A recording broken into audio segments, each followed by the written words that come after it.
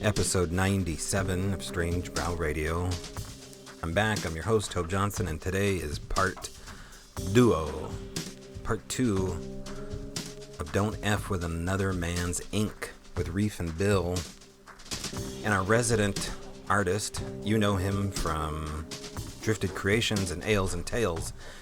I get Alex on here to do the majority, the brunt of the talking in the first episode. I will tell you more why in a second, but don't forget, holidays are coming up, and Etsy has a place for you to go. Check out Feral by Aaron. The store will be opening up here soon, so check out the Alchemy Sound tools via Feral by Aaron.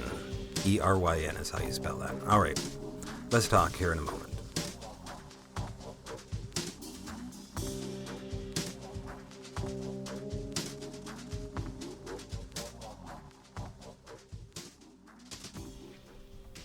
All right, part 2 of our guest from last week, Reef and Bill, and also Alex Witcombe, who you usually hear on Ales and Tales, but Alex is also an artist, a very well-known Canadian artist, and he's mostly known for his driftwood creations, but what that guy can do with a pencil in 30 seconds is pretty amazing.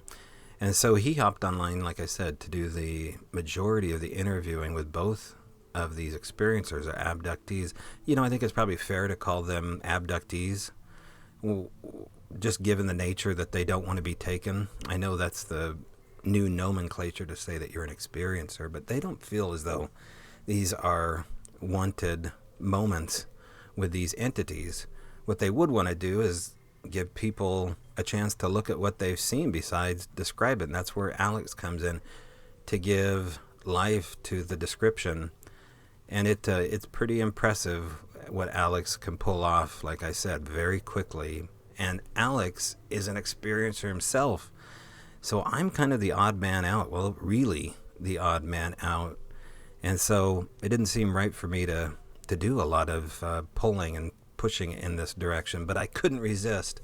And towards the last part of the interview, I do a little bit of pulling and pushing on their perspective as it relates to understanding what this is really all about and the dangers of ignoring it.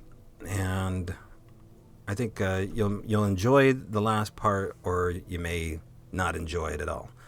But it's real, and it's a real conversation, and we don't pull any punches. At least I try not to, and I don't think any of these guys certainly do. We're all big boys sitting around the big boy table here having crazy conversations. So I have a bunch of drawings and photographs and images sitting here in front of me.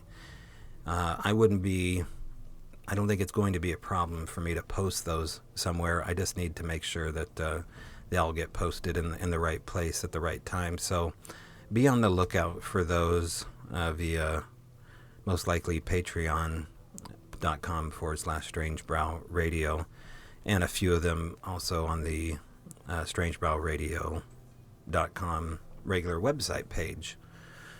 Also be on the lookout, like I said, for something coming your way regarding a website, heartunafraid.com, with a friend of mine, Ira Wolfnosen, and we're going to be talking here shortly and airing an episode. It'll be out in the next couple of episodes, I suspect. And our goal is to reach further down the rabbit hole here and get some answers, and if needed, some healing and some separation from this, because as you're about to hear, I think there needs to be a separation from some of this big time. And that's just my opinion, but like I said, not everybody is an experiencer. I know certainly our previous guests, Sasha Christie and Paula in the UK, certainly felt the same way as abductees. So this is going to be a raw, open interview, a little bit of overlapping because we are in Australia and Washington State and Canada, 4 different voices here. But I think we handled it the best we could, even with the delay. Do keep an eye out or an ear out for this weird insect-like buzzing sound that happens intermittently throughout the whole interview, mostly when Reef in Australia is talking. I don't know what that is. He said he didn't know what it was. I thought it was his phone, but um, when we were talking about the insectoid-looking creatures, that seemed to be when we would hear this strange insect-like buzz sound. So I don't know. Wasn't me. Strange, crazy stuff. All right, well, sit back, enjoy episode 97 here with Reef, Bill, and Alex. On the line with me again, thank God, is Reef and Bill, and in fine company as well with us is Alex Witcombe. And what we would hope to do tonight, fellas, is that Alex is the onboard artist in so many ways, as a talented sculptor and visual artist, and an experiencer. I don't want to leave that out. I thought it would be appropriate for me to step back and let Alex do what he does best and get a witness description to do something with it and bring this story to life visually. So, Alex, I'm going to be Hello. listening in the wings here. Reef and Bill know what's coming, and the floor is yours, man. Thanks, man. And hello, Reef, and hello, Bill. No. G'day, How g'day. are you? Oh, awesome. Absolutely fascinating story. Listened to it a couple times, and I've got tons of questions, actually. Yeah, let's just start off with some witness descriptions here. So you did send me a couple of, or I've seen a couple of your sketches from both of you. Now, can you just confirm that what you sent me there, that was Arcturians, right? Yep, the brown nasty bastards. The brown nasty bastards. Okay. And what experience was that? Because it doesn't in the past episode I wasn't clear to that one. Well, that was I've had, I believe, 3 I'll call them abductions, but the second one I vividly remember, and it was these beings, and I remember fighting like a maniac because I could just sense, like a malicious feel to them. And yeah, I woke up and I had marks on my hands, and like my body was sore. And that was And the one where they came into your room, right? yeah. And I wound up, telling Reef about it, and he said, well, draw me a picture. Yeah. And I said, all right, let me go ahead and I'll draw you. I'm not a great artist by any means. I'm like, so I'll draw you, the shape of it. And he was like, okay, and I'll draw you one too. And we sent them at the same time. Mm-hmm. And it was, I believe it's the 2 pictures you have now. Oh, okay. And yeah, that's those what are the actual pictures then. Okay. Yeah. Yeah. Wow. Okay. Yeah, they're incredibly similar. Totally. I mean, one's from the front view, one's from the side, but like it's almost a view of the same creature or same being. Yeah, and it was again, and we'll get more into the the description of it and everything, because like I said, I'm not great at sketching and I'm not great at drawing, but I had wanted to get down the overall shape, not just for validation, but it's kind of cathartic to sketch something out, Oh, incredibly something so. traumatic. Incredibly Yeah, so. so Yeah. once I Yeah. got that down, Reef started telling me a little bit more about them, and what he was telling me made sense, and there's a huge difference between them and, let's say, the Greys or most every other kind of benevolent or curious visitor. Right. And Reef, how many times have you seen these beings? Those particular ones, Yeah. probably about 5 now. Okay. Two of which were in the last 2 weeks since we did the last interview. Yeah. They came at And me pretty hard, and the other good guys actually had to come in and pull my ass out. It was pretty intense. oh wow. Okay. Fascinating. And how do you know that they are Arcturians? Like, did they say that or? No. From what I've been taught and learning about them, those guys are bad mofo's. They're not even supposed to be around Earth. They're not supposed to be in this sector. Yeah. And the fact that they are here and doing shit to people has got the, lack of a better word, the overseers, the watchers, whatever you want to call them, the ones who are looking after us, they're not real happy, and they're like upping their game to try and keep them out because they keep working out how to get back in, and they shouldn't be. Okay.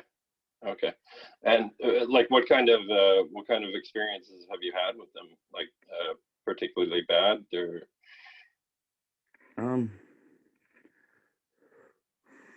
It's not overly bad for me, mainly because descended from a royal bloodline and got the genetics from the other guys, and yeah, essentially that I've always got them watching my back, so I never really get too far in over my head.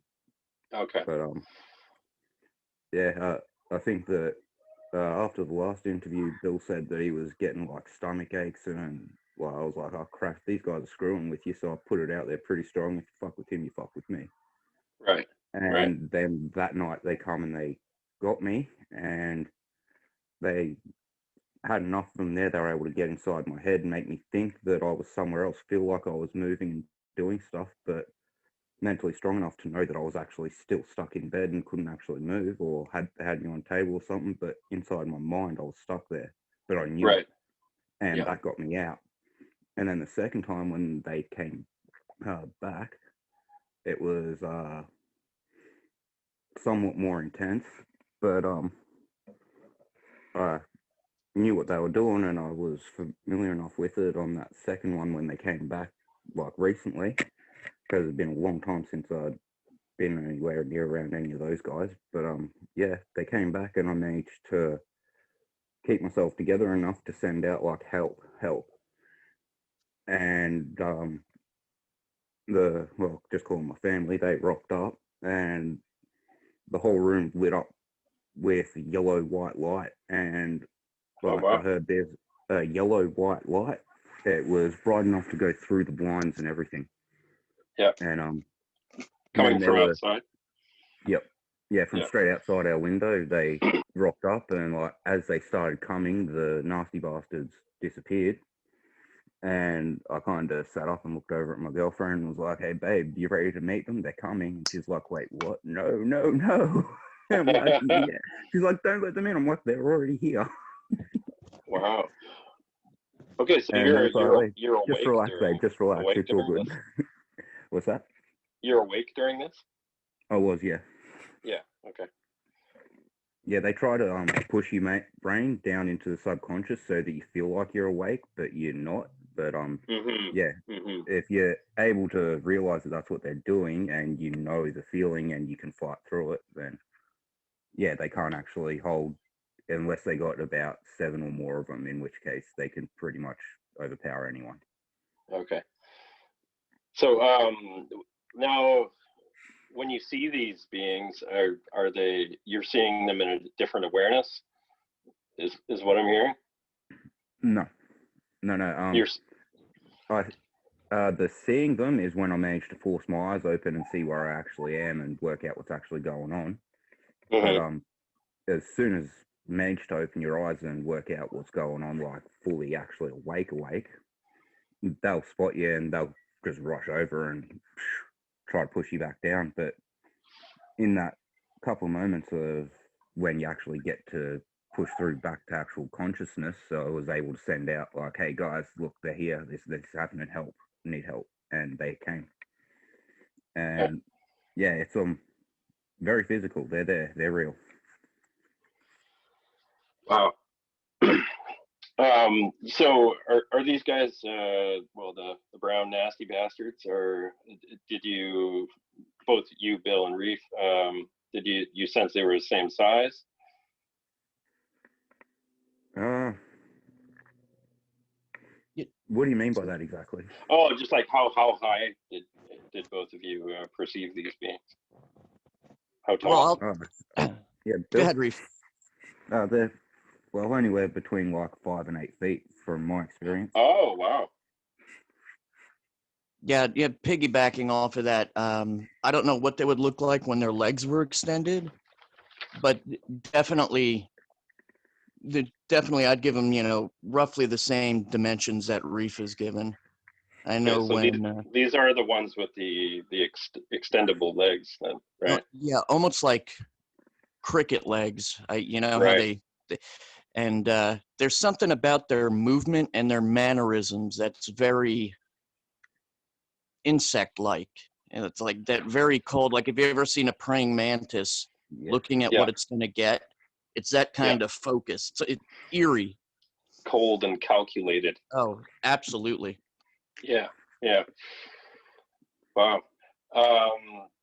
No, I have had spontaneous interactions with beings that called themselves the Arcturians, but mine was a completely different experience. It was Can I in a hold you up there and healing just check with capacity. you? Yeah, Yeah. was that the white ones that have the almost human eyes? Well, they were almost like, if I could describe them, I would describe them as coming from like an aquatic world, like an aquatic evolved world. They had very aquatic features to them, very large eyes, but not so much human. Hold on a sec. I've actually got something here I want to send you, and let me know if Yeah. this is what it is. Just give me a sec. It's for Alex. Let me Keep ask you: talking and I'll get this Yeah. done. Yeah, go ahead, is Bill. that just out of curiosity? Are those the same beings that is it the Dogon tribe described that filled their valley out in Africa? I'm not entirely sure. I'd have to look back on my Dogon research there. I just did some like a month ago, but I can't actually remember where they came, what they said they came from. I thought it was the Orion system, Sirius A and Sirius B. I can't remember. Yeah, Yep, that I'm not sounds sure. about right. Does Just it? put a message in for Toby to forward to you of a picture of one of them. Sure. Yeah, looking forward to seeing that. Yeah, it's Yeah, just a my face one, experience was completely healing. Like, I was in a Reiki session, and all of a sudden, like, there's these two beings uh, beside me, beside each side of the bed, and I was totally surprised. And oh, yeah, that's close. yeah, I figured so. I was looking My at them sketchings from aren't the real good, side but yeah. too. Well, yeah, and I don't remember any pupils or anything like that. Like, I just remember seeing them from the side. Yep. Maybe I could sketch it out and send it to you after That'd be the cool. interview for sure. Yeah, but yeah, it was completely in a healing capacity. I was having hip problems, and they just showed up and started doing this absolutely like mind-blowing stuff to my body, encasing me in this glass case, and just their movements were insanely fast. Like, I couldn't even register them. And when I asked, they move through light. yeah, when I asked them who they were, they said, "Oh, the Arcturians. We're Arcturians." And I was like, and then immediately they said, "Don't look us up." I'm like, "What? Yeah. Why wouldn't I?" So, because I always look this stuff up. They're like, "Don't look us up." And so, because I always Google this stuff after the fact, and just check and see if anybody else has had experiences or what their take on it was. And I know why they said that, because when I looked up Arcturians on Google, there's just the most new age like crap, if I could term that. That I did a total eye rolls at, and didn't fit their description at all of what I had experienced. Yeah, there's a lot of people who like to just make stuff up out there. Yeah. So with the brown, There's at least Right. 3 species that call themselves Arcturian because of where they're Okay, from. all right. Yeah, yeah. And some have good intentions, some obviously have bad intentions. Like, Yeah, speaking so of intentions, what? on Earth, any group, you got good and bad. Yeah, just like us. What intentions did you feel these guys were having on your experiences? You want to go first, Reef? Yeah, all right. You reckon you could say that again? Like the brown nasty bastards. What did you feel their actual intentions were? They want to eat people. Eat them. Yeah. Now, I've heard that about the draconians, that they like eating people. No, draconians But just like I've the never blood. heard it about Arcturians. No, not the good Arcturians. Not like there's so much information confused, and I mean like there's Pleiadians that can shapeshift and put themselves over as being reptilian looking because they just make themselves look like that, and a lot of people have got a bad idea because of those guys doing that. Mm-hmm.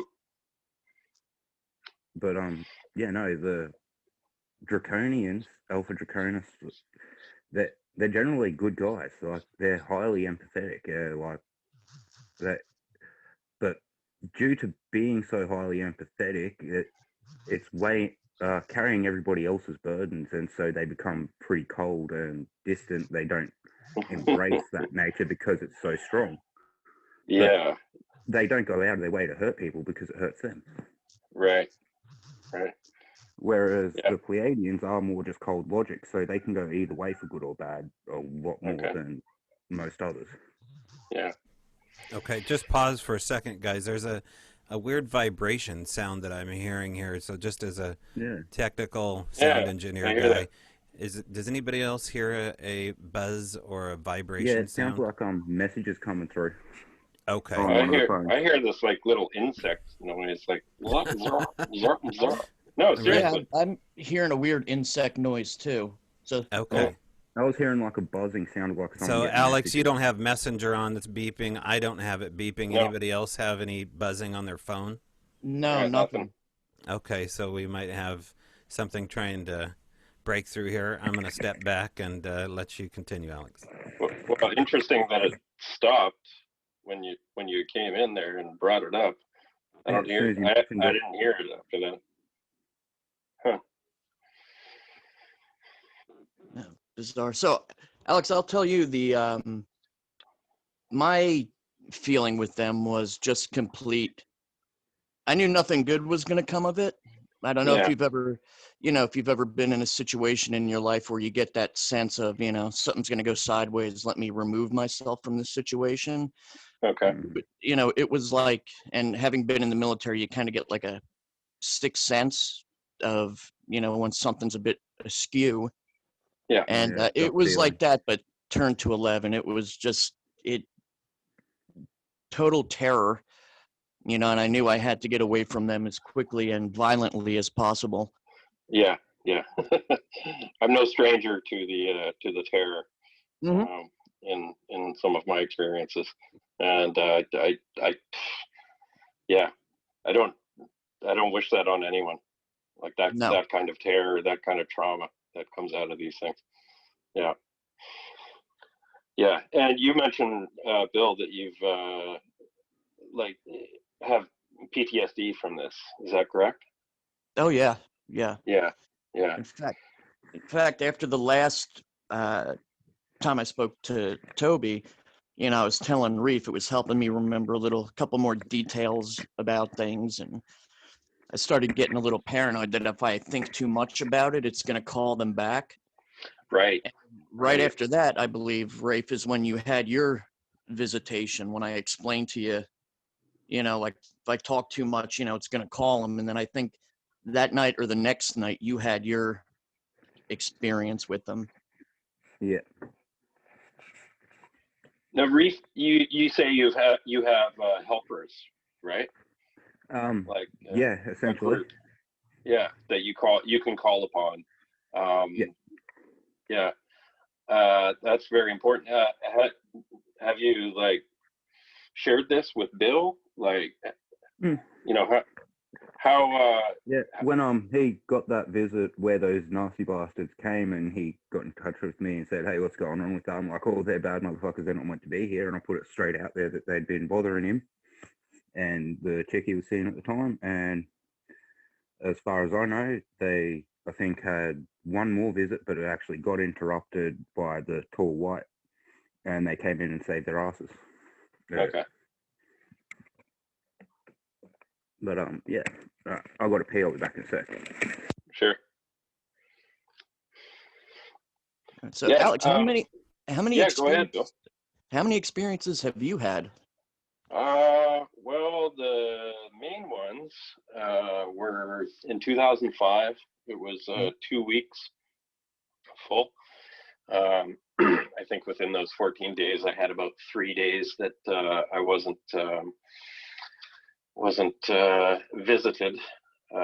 But yeah, I would describe these as the Greys. That's what they appeared to be when they showed themselves at first. Yeah.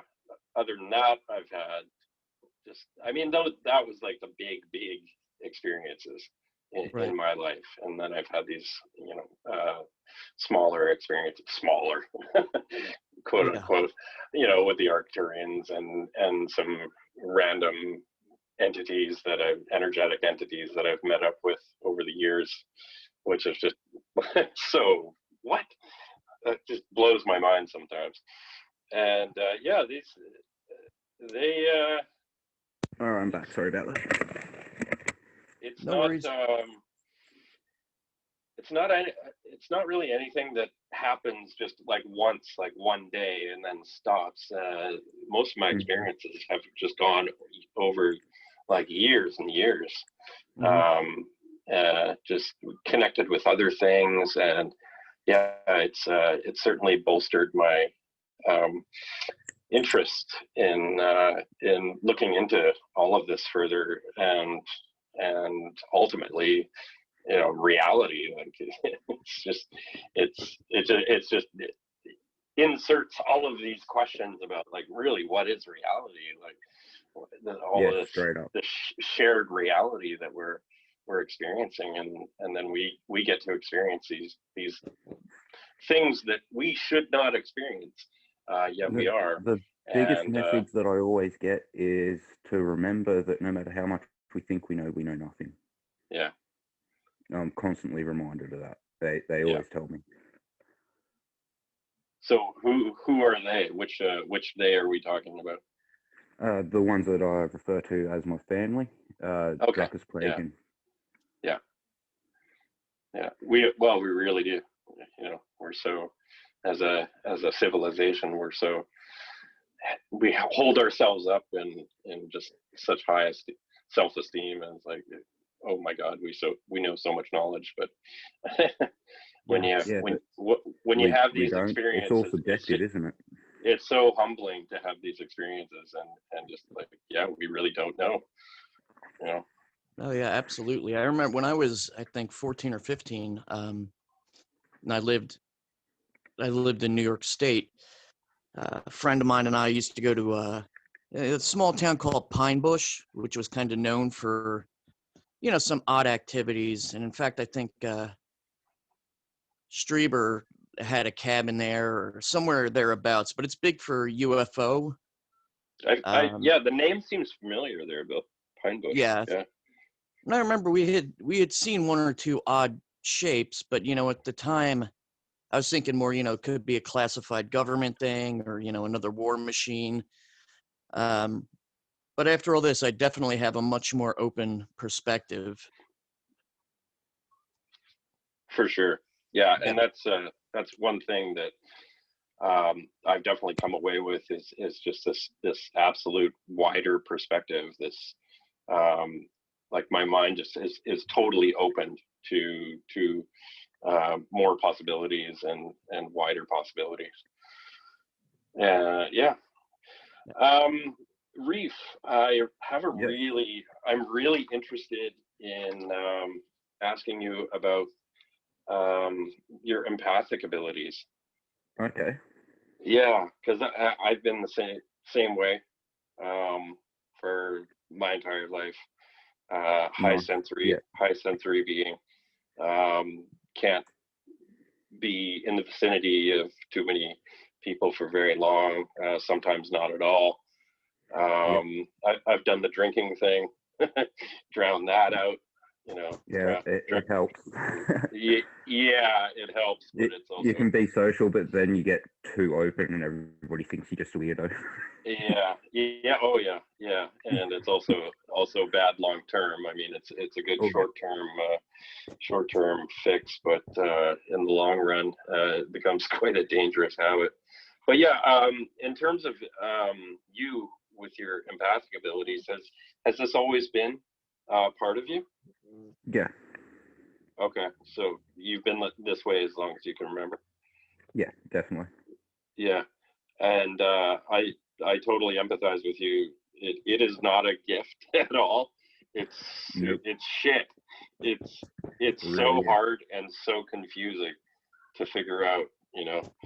And I didn't really figure out what empath even means until, I don't know, about 8 years ago, 7 years ago. There's too many people that use the term too loosely. They can That's totally true. by thinking of themselves in that situation, whereas being an empath means that you have no choice over it. You feel what other people feel, plus you feel what you yourself feels on top of that. And if there's too many people all feeling different things, it's just a complete and utter overload and shutdown. Yeah. Oh, yeah, definitely. I've had to run away from so many situations so many times. And people are like, oh, what's wrong? What's wrong? It's like I can't even explain it to you because you just wouldn't understand. Yeah. And because I didn't understand it initially, I just termed it social anxiety, which was not helpful in figuring it out. Will do. That's exactly. And I've gone through the medication thing, and that didn't work. That just makes it worse. Oh yeah, definitely. It ramps it up even worse. It's like, well, yeah, because you lose your ability to actually have any control over it at all. Exactly. Wow. Yeah. So in terms of being an empath, how do you feel this fits in to these experiences? Is it a precursor or a symptom, or? I think really it's more a symptom, because I don't think it's actually an ability that is a human ability. I think it comes from the hybrid program. Really? Okay. And I think that, like the fact that you had a couple of actual, like, the good guy Arcturians rock up and stand there and help you and give you some healing and whatnot, and you remember it, and you were able to communicate with them, you'd have to be a hybrid dude. Oh, I've never thought of myself as a hybrid. Next experience you have, ask them, where do you come from, and they'll explain it to you. You just got to remember to ask the right questions when you see them, because be careful how you word it, because they can be pretty picky with, like, exact detail wording. Right. Yeah. I've learned to pick my words pretty closely, and say exactly what I mean when I'm in these experiences. Yeah. So did you ever ask your parents whether they had any experiences? Well, my mum always referred to it as spirits or angels or something weird like that, but I mean that's the generation before all this stuff was actually getting out there as common knowledge. So yeah. But I mean, when me and my little sister were actually taken to meet our parents from our parents, it was neither of them had any recollection of anything after the door got opened, except for, like, they had a warped idea of what had happened. Right. They thought they sat down with some friends and had some drinks and put you guys to bed, right? Yeah, straight up. They were the ones that walked to bed, and me and my sister went with them. So I don't know if they were actually taken. Like they would have had to have been taken to have made my sister and I. But Well, yeah, that's where I'm kind of getting at. You know. yeah, but not that they ever spoke about or would bring up or could memorize. I mean, my dad was a bit of a hard bastard. He Yeah, it wouldn't doesn't have sound like your ever dad was admitted a. being powerless. Yeah, yeah, doesn't sound like he was a pretty, or could have been a pretty open guy that way. Mm. And mum, Okay. she just always all spiritual spirits, and yeah, she never actually looked at it as the extraterrestrial thing. She was just like, oh Right. yeah, son, so you're an alien, and you come back here, son. Good for you. Yeah. Which from when I was a little kid, I used to point out the star system and say, hey, that's where I come from. Oh wow. Before I even knew what an alien was, before I ever heard the term, before I'd ever seen any movies about it, I was outside going to my mum, that's where I come from. And this was before your experiences, your sisters. Yeah, that was when I was like, from when I could talk. I was Yeah. pointing at the stars, telling my mum that's where I come from. Oh wow. Wow. Yeah. Okay. I'm just looking at my notes here. Yeah. Go ahead there, Bill. I was gonna say I was gonna piggyback on the whole empath thing because Reef and Yeah. I have spoke about this. I always kind of viewed it.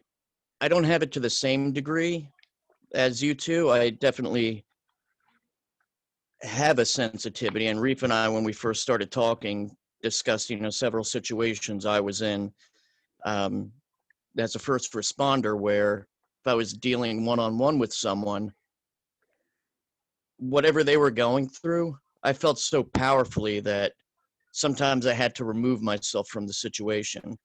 Right. And, I always kind of viewed that as a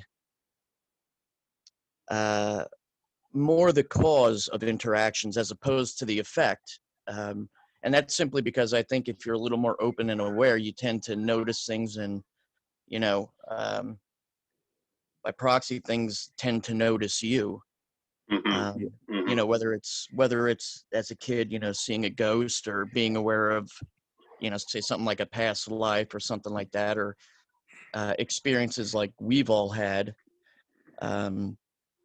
Thankfully, I worked hard in trying to drown that out, so I feel a little bit better about that and kind of putting a cap on that whole empath thing.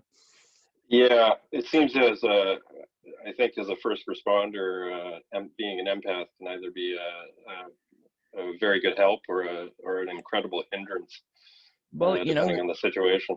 And it was definitely it could be used to a great degree and be beneficial. You could get people to tell you things by maybe explaining what they're feeling and why, and then that opens up the dialogue, and then maybe people will tell you what you want to know.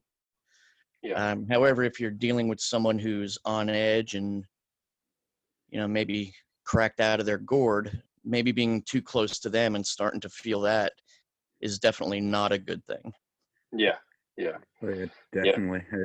There's people that are too high around me. Like personally, people come up, they'll be high, and I'll end up getting high, and I'll like be high for a whole day just because I was around someone who was too high. Yeah. Well, the whole contact thing is pretty wild. Even just with emotions, like picking up others' emotions and feeling those emotions as they were your own, Yeah. and asking yourself, why am I feeling so sad and horrible and dejected and just awful and crying and like curled up on the bed, like I didn't have anything happen to me, and it was just because this isn't my feeling. Why do I feel like this? Yeah, this isn't my feelings. Shit. That was thought so often. the best These thing aren't I my learned. feelings. What is this? Yeah. So I basically do that every day, like I have to do that every day. Are these my feelings? Okay, no, that's someone else. Okay, I'm good. Okay, these are my feelings. It's a big hole. It's a big sort out. It really is. Yeah. Have either of you? I think Bill may have mentioned it, but sleep paralysis. Have you guys had sleep paralysis? Just when I've had the experiences, no other time, and I've had partners who have verified that. You know, I don't suffer from it. I also don't suffer from sleepwalking, but there have been times, you know, I'll wake up somewhere else in the house, or, you know, even out on the front porch. And that would be like in conjunction with an experience? yeah. Yeah. Wow. Okay. Yeah. What about you, Reef? Closest to sleep paralysis that I would say I've had is when they're in the room and you know they're in the room, but they're the ones that are just like, all right, yeah, we don't want to actually interact with you. We're just here to do our thing. And Yeah. they can have, like I was saying earlier about how they get inside your head and you feel like you can be awake or whatever, but that's only if you're able to fight it. Whereas if you can't, I think that would probably be pretty close to sleep paralysis. Yeah. Okay. Yeah. That's just a guess. Like, I can only talk subjectively. Yeah. Which I felt I needed to point out from the last one, that my experiences with them isn't necessarily going to be the same as everybody's experiences with a certain race, because, again, good and bad in everyone. Right. Yeah. Yeah. It's just like, you know, you Yeah, can so have I an don't want, like, where I'm experience saying with taken some. as gospel. Yeah. Yeah. Yeah. Yeah. Yeah. You can, oh, I went to this so and so country and I had a horrible experience. Oh, really? I went to that country as well. I had a beautiful experience. Very friendly people. Yeah. Yeah. Yeah. Totally. Yeah. Basically all of my alien, for lack of a better term, encounters happened with sleep paralysis. And I had been using that method, sleep paralysis, as a doorway to out of body journeys.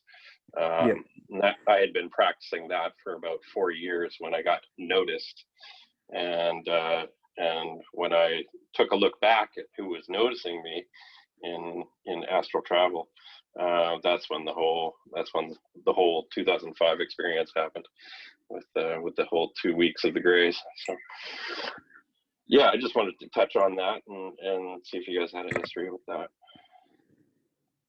Yeah, if we also have a history of out of body or astral travel, or were you just talking about the sleep paralysis? I was just talking about sleep paralysis, but hey, if you want to, yeah, astral travel, out of bodies, like anything there. Every night when I was falling asleep as a young child, fall asleep, and as I'd feel like I was dozing off, I'd sink through the bed, and then I'd be flying through blackness, and I'd come up to these big gates of white light. And then, yeah, most of the time just didn't really remember what happened during being there.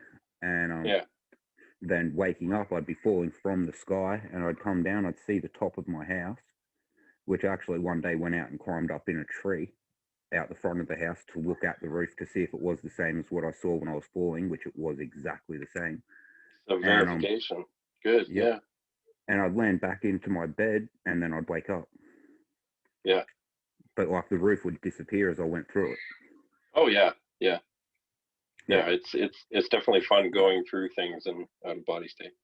Find a particular joy in that. The last time that I actually remember being there, it was sort of like a city of gold. All the people looked like they were golden, but there was this one person looked like a pharaoh, and I looked at them, and I'm pretty sure I wasn't supposed to, and they looked back at me, and then my face was their face, and that's the last time I remember doing that. So it's possible I'm a walk-in. Okay, yeah. So this is a reef. This is a place that you've been to many times, then, like a repeating. Yeah, when I was a child, it kind of journey. Yeah, but it kind of stopped after that last time when I looked at that person, and then they had my face, and that was the last time that I was there. Okay. And that was when I was probably 7 or 8 years old. Okay, all right. And after that, you haven't had any out of body experiences?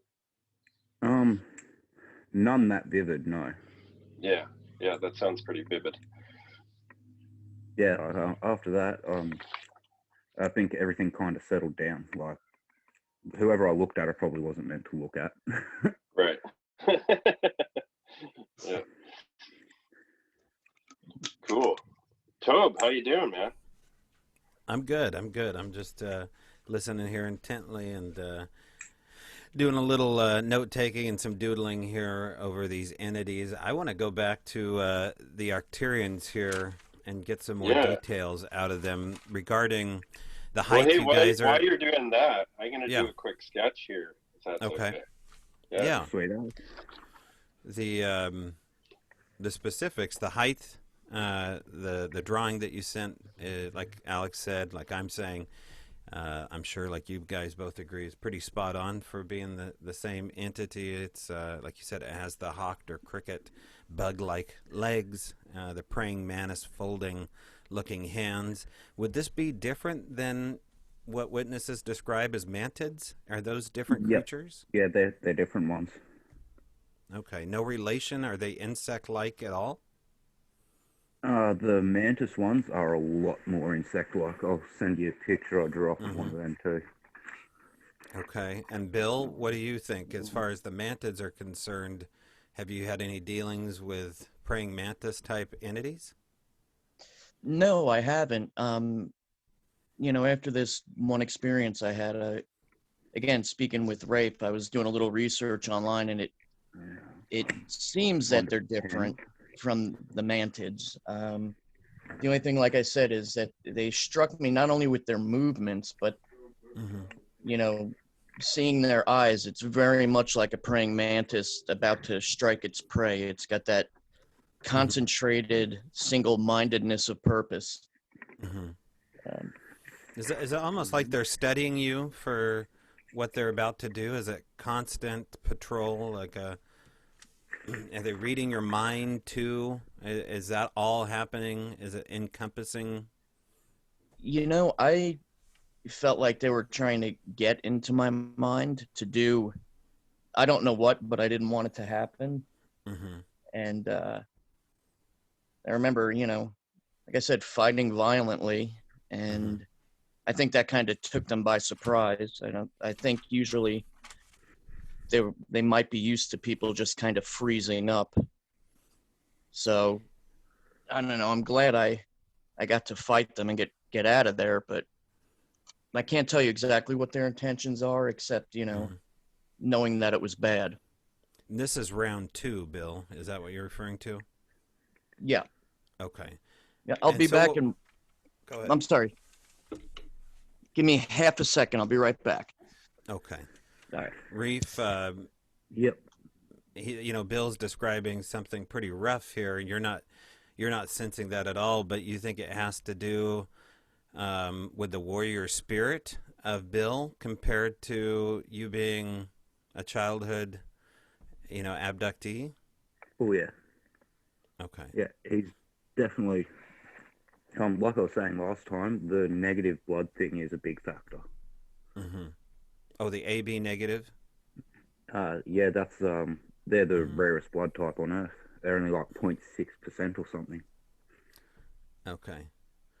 And I want to ask Bill more about his military service, because this would be the third vet in the last month and a half over the last a year and a half, almost 2 years of doing shows. I haven't got military vets as often as I have the last 45 days, and now we're on number 4. So it's interesting that we have another vet here that is reaching out, and maybe we'll have some places to go regarding Bill's military service. Are you back, Bill? Yep. Oh, Just getting back here. Okay. Yeah, I was. Let's finish up here with the Arcturians. The skin, you call them brown, nasty bastards, right? That's Reef's terminology. Yeah, they definitely had like a brownish sheen. Okay. So describe that sheen. I mean, we know what human flesh looks like. We know what all the animals' skin and tones look like, except probably the underwater ones, which are so bizarre. But what are we talking as far as texture, the actual skin? Why don't you go first, Reef?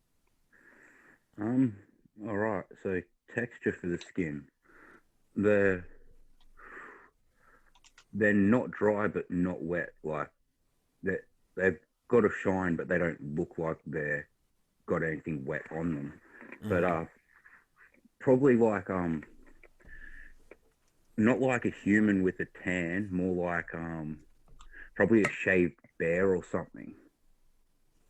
Like Okay, that so that there's a kind of hide, like almost like you would see on a hide, like if you were to. for the coloring, yeah, like the way that it looks, it's not like human skin at all. It's more like something that you'd see on an animal that had been shaved. Okay, would you agree with that, Bill, or what's your experience? I would say it's got the look almost like a rubber type look.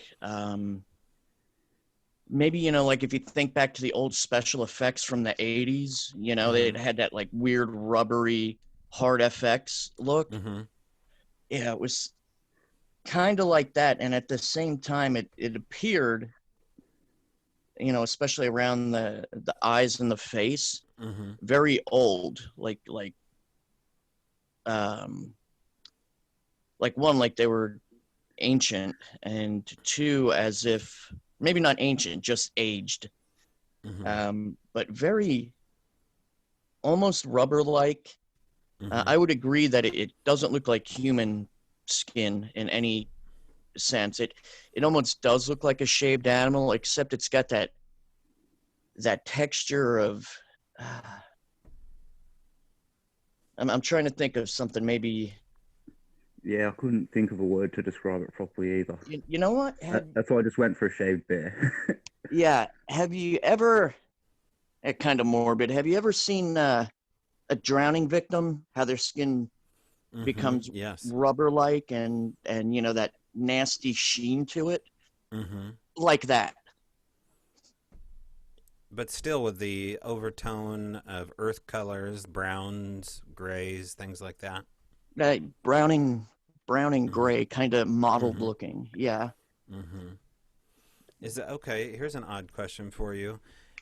Is there an experience with dealing with the Arcturians that involves any kind of liquid, i.e., they turn into a liquid form, or they have some strange liquid property to them, or there's strange liquids involved with how they work with you, or have you witnessed any kind of strange, going back to something like the Matrix when things move at a slow motion, including water, almost, well, in a way, very much like the Matrix as far as how water moves, or even like the Abyss, the science fiction movie, when the water is coming through the channels of the submarine and whatnot. Any dealings with that?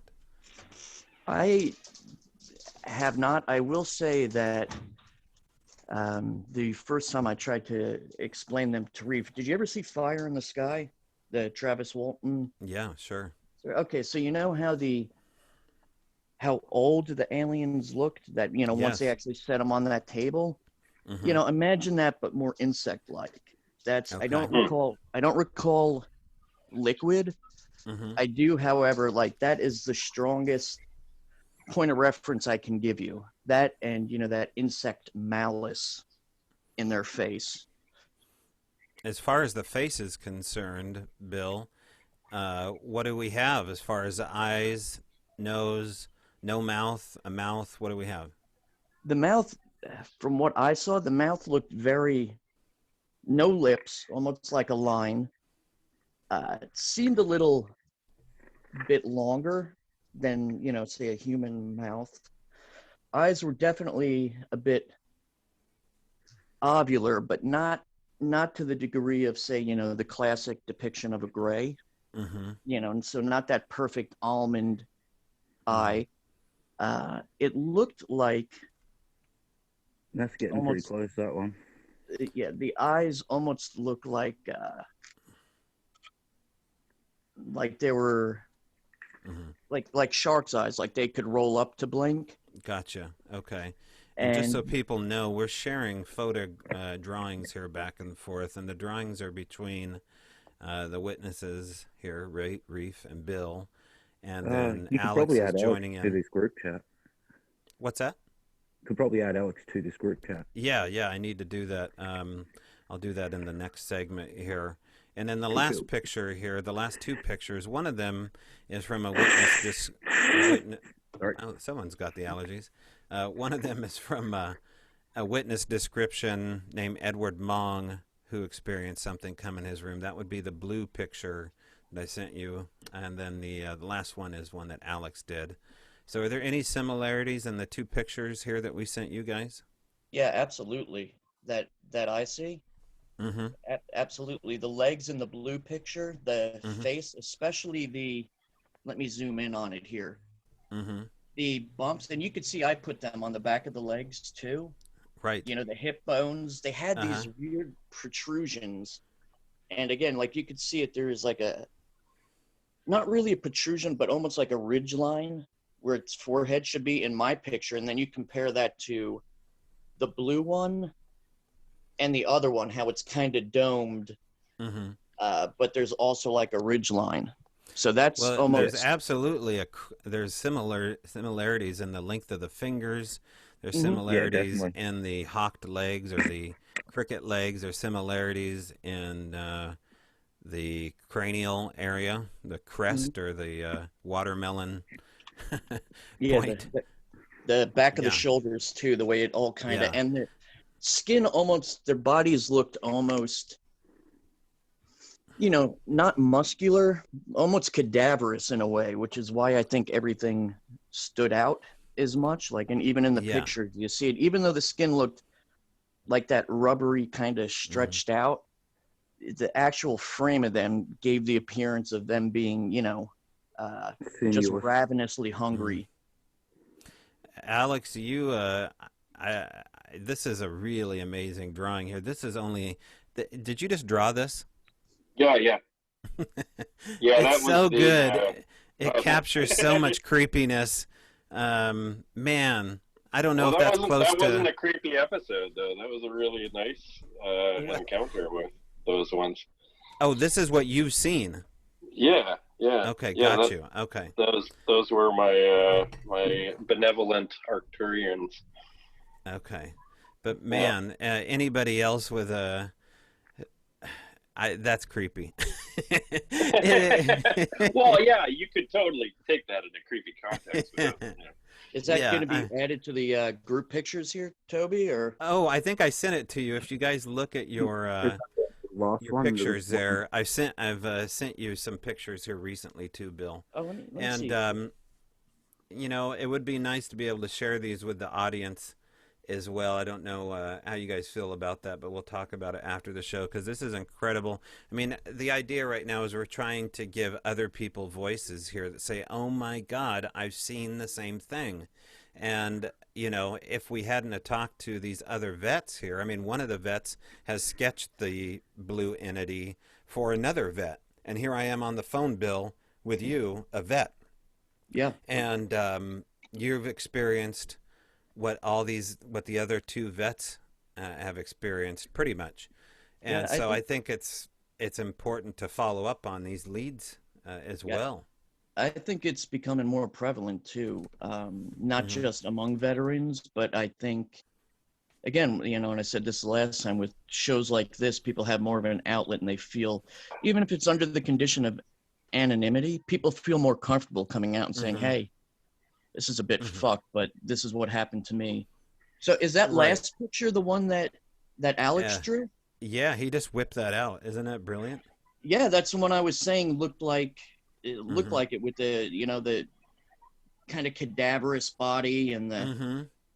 so yeah, it kind of eerie how all of them look so similar. Yeah, yeah. And just so you know, here privately, I've been messaging Edward Mong. He was the 82nd Airborne paratrooper that saw this when he was a kid, and then has some stuff happening now still. So that episode's got a half available. decent sketch here now. Yeah, and anyway, so I was shooting this picture to Edward while you guys were talking to Alex, and he wrote back, the legs were very human-like, very skinny, like the picture both these guys did, like an insect, but more human. Body and head, though, very similar. So there's some consistency going our way. Awesome. Excellent. And Reef, you're sending me here. Are these images of how the legs fold? Yeah, that's what I'm talking about with the way the legs Okay. fold. Because All I right, was that hoping it wasn't bit a underneath diagram it. of the human centipede, which I just can't I can't take any references to that movie. No, Yeah, no, don't yeah. worry, not going to bring that up. But Okay, go from ahead. where These it are, comes down and goes yeah, back up, the yeah. last bit is actually the foot that goes down the back and curls under. That's essentially just the foot, and they can stand up with that whole Hmm. leg length, but they walk Okay, on the pad of their foot like that. okay. I'm gonna send that off to Alex here while you're, Yeah. Oh, there we go. Okay. yeah. Oh, yeah. Very interesting. I can see why you thought that too.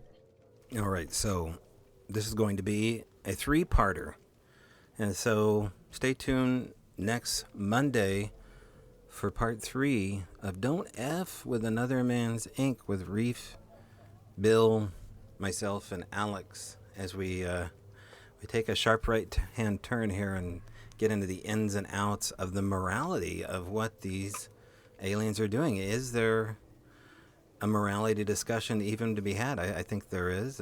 I think there's a code of ethics here that we all adhere to, and they don't. So, really interesting responses from both of them, and I think they might be the more important questions. The descriptions are certainly really important for diagnosing the familiarity with it. I mean, Edward's creature, Alex's creature, the creature that Reef and Bill have seen, all match.